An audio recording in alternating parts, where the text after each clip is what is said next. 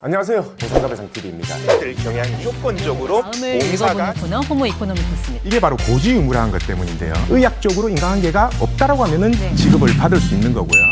안녕하세요. 매일 새로운 정보를 드리는 채널 보상가배상TV입니다. 자, 오늘도 제가 황당한 사례를 한 개 설명을 드리려고 합니다. 이거 보시는 분들도 되게 조심하셔야 되는데요. 한번 생각해 보세요. 교통사고가 여러 번 나는 사람은 없습니다. 제가 지금 말씀드리는 교통사고는 중상해 그리고 영구적인 장애가 남는 경우에 한해서 말씀을 드리는 경우예요. 자, 이런 중상해 사고나 사망사고가 여러 번 나는 경우는 없죠. 사망사고는 어차피 한 번밖에 안 납니다. 그리고 가족들 중에 뭐 여러 명이 교통사고로 사망을 했다. 이런 경우는 없고요. 그러면은 대부분 상담하시는 분들, 소송을 가시는 분들, 이런 분들은 처음 겪는 일이고요. 평생 겪어보지 못한 일이에요. 그리고 평생 보험사하고 합의할 일이 없었던 사람들이고요. 자, 왜 조심하셔야 되냐면요. 제가 지금부터 사례를 설명을 드리겠습니다. 이거는 제가 아는 사람이 보상과 직원하고 이제 친한 사람이 있어요. 보상과 직원하고 이 보상에 대해서 뭐 몇 가지 얘기를 하다가 나온 얘기라고 합니다. 어느 보험사인지 누군지는 당연히 밝힐 수가 없죠. 근데 어떤 얘기가 나왔냐. 개호 사건 얘기가 나왔습니다. 개호 사건은 뭐냐면은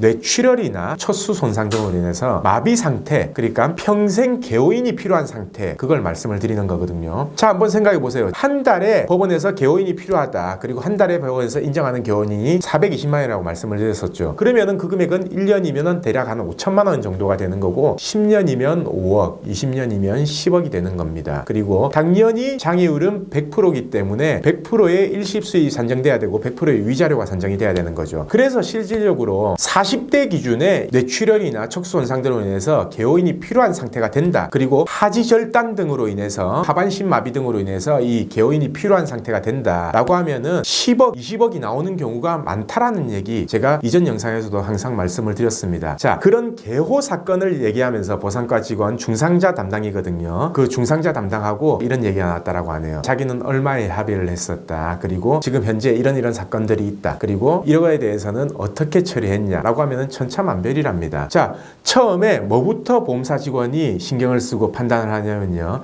이 환자 자체가 전문가가 선임이 돼 있냐 안 돼 있냐. 이 전문가가 손해사정사냐 아니면 변호사냐. 그걸 먼저 판단을 하고 손해사정사면은 쉽게 생각을 한답니다. 왜? 어차피 손해사정사는 소송을 갈 권한이 없기 때문에 합의로 끝낼 거 아닙니까? 그래서 손해사정사하고 합의를 하기 전부터 금액을 어느 정도 맞춰 놓는다는 얘기죠. 금액을 어느 정도 맞춰 놓고 그 안에서 합의금을 결정을 한다라는 얘기고, 예를 들어서 손해사정사가 맡았으면 한 10억 정도 생각한다. 그리고 만약에 변호사가 선임돼 있으면 소송 갈 수도 있으니까 뭐 15억까지는 자기가 송무팀에서 결제를 받겠다. 미리 생각을 해놓는다라는 거죠. 그나마 손해사정사가 선임돼 있는 경우, 변호사 선임돼 있는 경우는 소송을 하든 합의를 하든 별 문제가 없습니다. 금액을 그래도 어느 정도 책정을 하고 근거가 있기 때문에 그나마 다행이에요. 근데 뭐가 문제냐면요. 선임 안 한 경우 자기는 이런 사건이 있었답니다. 실제로 소송 갔을 때 금액, 예상 판결 금액, 예상 산출 금액, 손해배상액을 산출을 해보니까 대략 한 15억 정도가 나왔는데요. 사고 나고 2년 뒤에 아예 의식불명 상태였거든요. 그래서 보호자들한테 의향을 물어봤답니다. 자, 우리 약관지급 기준에는 간병비가 인정이 안 되기 때문에 산정을 해보니까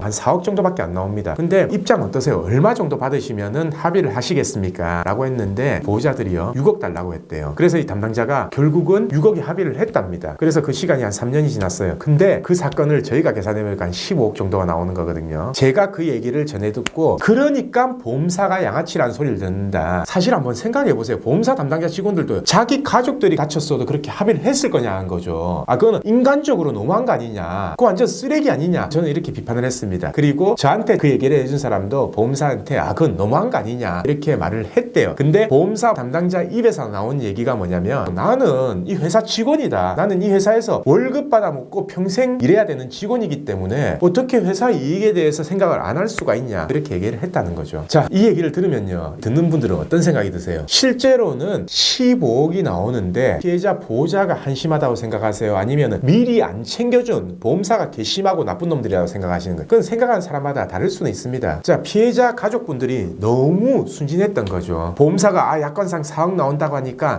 6억 정도면 되지 않겠냐. 근데 앞으로 평생 간병인 비용 모질합니다. 그거 쓰고. 아니면은 어차피 가족 중에 한 명이 계속 붙어서 간병을 해야 되는데 예를 들어서 간병인 쓰고 본인이 나가서 돈을 벌 수 있는 거잖아요. 근데 그 비용을 전부 다 박탈하게 되는 거잖아요. 자, 그래서 결국은 보험사를 상대로 할 때요. 모르면 당한다는 소리가 지금 이런 경우 때문에 나오는 겁니다. 됩니다. 물론 보험사고 합의할 때요, 작은 금액 뭐 몇백만 원부터 1, 2천만 원까지 손해볼 수 있죠. 근데 이건 너무하잖아요. 10억이 차이가 나는데 모르는 사람들은요, 이렇게 손해를 보고 결국 3년이 지났어요. 그럼 손해배상 청구권 소멸시효도 지났습니다. 이제는 방법이 없어요. 물론 뭐 합의 취소라든지 이런 방법을 찾아보면 되겠지만 그게 될지 안 될지, 법원에서 인정할지 안 할지 여부는 결국 또 소송을 통해서 결정이 돼야 되는 거거든요. 그래서 이런 사태를 미연에 방지하기 위해서 제가 항상 누누이 피해자분들도 본인 스스로 공부를 하고 그리고 계산하는 방법을 알고 대략적으로 내가 얼마를 피해 보상을 받아야 된다, 미리미리 알아놓으셔야 된다라는 걸 제가 누누이 강조를 드리는 겁니다. 자, 사고는 내가 났어요. 내가 다쳤고 내가 피해를 본 겁니다. 내 권리 내가 안 찾으면요, 누구든 지켜주지 않습니다. 전문가 한 명 선임했다고 그 사람이 모든 걸 다 해주진 않아요. 바보같이 전문가한테 맡겨놓고 나는 가만히 있으면 된다, 그런 생각은 버리셔야 됩니다. 항상 나도 공부를 하고요, 나도 내 주장이 있으면 이 부분을 주장해달라, 꼭 나중에 보험사에 주장을 하고 받아달라, 아니면 판사님이 이렇게 판결을 하도록 꼭 주장을 해주세요. 변호사한테도 그렇게 요청을 하셔야 되고, 만약에 손해사양자 다른 전문가를 선임했다면 다른 전문가한테도 그렇게 얘기를 하셔야 된다라는 겁니다. 바보같이 그냥 가만히 있으면 절대 안 됩니다. 피해보는 결국 내 자신이기 때문에 그 피해를 안 보려면은 평소에 기본적으로 내하고 직결된 사고이기 때문에, 내가 다쳤기 때문에 미리미리 알아보고 꼭 공부를 하시기를 추천을 드립니다. 제 영상뿐만 아니라 다른 영상도 참고하시고 다른 여러 가지 기사라든지 이런 부분들도 참고하셔가지고 보상받는데 도움 받으시길 바랍니다. 자, 그럼 오늘은 여기까지 하고요. 내일도 새로운 주제를 가지고 오겠습니다. 오늘 방송 끝까지 봐주신 구독자분들 감사드립니다.